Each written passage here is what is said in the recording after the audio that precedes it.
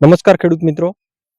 આજે આપણે નાળિયેરી નવી જે રોપતા હોય ત્યારે એમની અંદર કયું ખાતર આપવું અને આગળ એક વર્ષ સુધી શું શું ટ્રીટમેન્ટ કરવી એના વિશે આપણે માહિતી આપવાના છે. તો ખેડૂત મિત્રો, તમે જ્યારે નાળિયેરી સોંપતા હોય, આપણે જે રોપતા હોય, તો ત્યારે આપણે પાયાના ખાતર તરીકે કોઈ પણ જાતના રાસાયણિક ખાતર લેવાના નથી. માત્ર ને માત્ર એરંડી ખોળ 250 થી 300 ગ્રામ, લીંબોડી ખોળ 250 થી 300 ગ્રામ એક છોડ દીઠ આપણે પાયાની અંદર આપવાનું છે.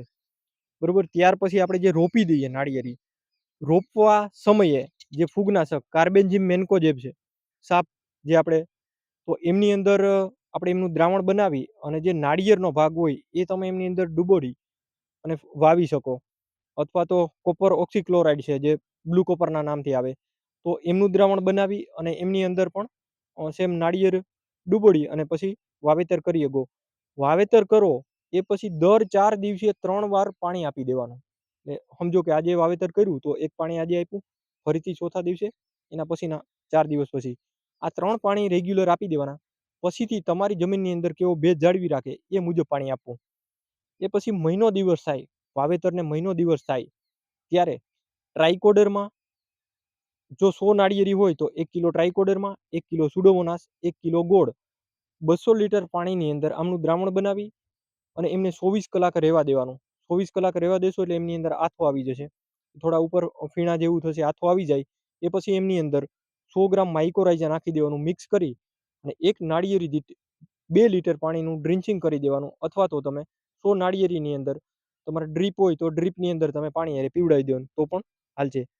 એ આપી દીધા પછી જો ઉપરની અંદર ફૂગજન્ય રોગ માટે આપણે ફૂગનાશકનો જે ઉપયોગ કરવાનો છે, બ્લુ કોપર છે અથવા રીડોમિલ ગોલ્ડ છે, તો એનો સ્પ્રે મારી શકો. સફેદ માખી દેખાતી હોય તો એના માટે જે આપણે એસિટામાપ્રાઇડ છે અથવા તો પ્રાઇરીપ્રોક્સિફેન બાયફેન્થિન કન્ટેનવાળી કોઈ પણ દવાનો ઉપયોગ કરી શકો.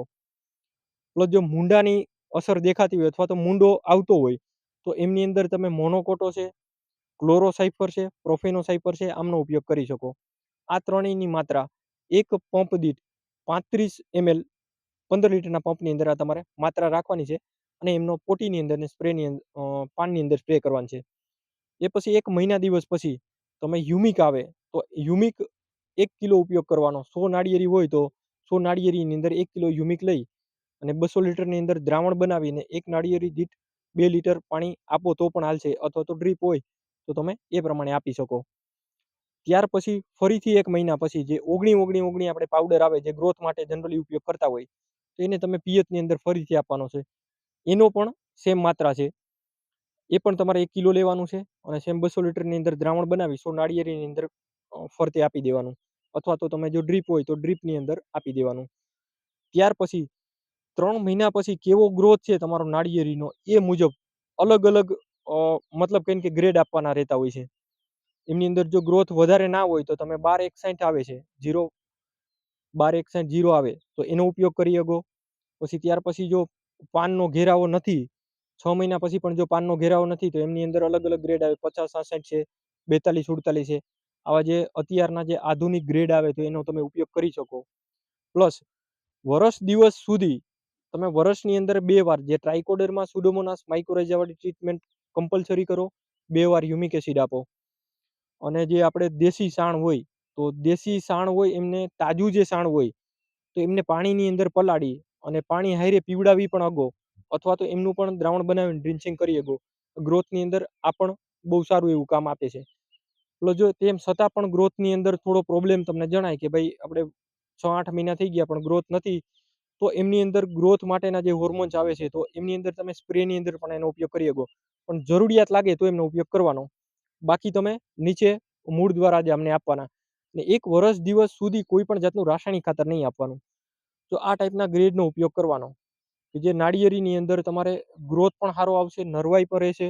બરોબર છે. તો આ ટાઈપનો ઉપયોગ કરી શકો. અને જો આમની અંદર પણ તમારે વધારે કોઈ પણ માહિતી જોતી હોય તો અમારો ડાયરેક્ટલી સંપર્ક કરી શકો છો. અને આવી જ નાળિયેરીને લગતી અવનવી માહિતી માટે અમારી યુટ્યુબ ચેનલ મોડર્ન કોકોનટ ફાર્મિંગને લાઇક, શેર અને સબસ્ક્રાઇબ કરો.